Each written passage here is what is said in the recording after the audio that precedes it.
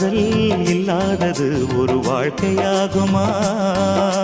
கண்கள் இல்லாமலே ஒரு காட்சி தோன்றுமா?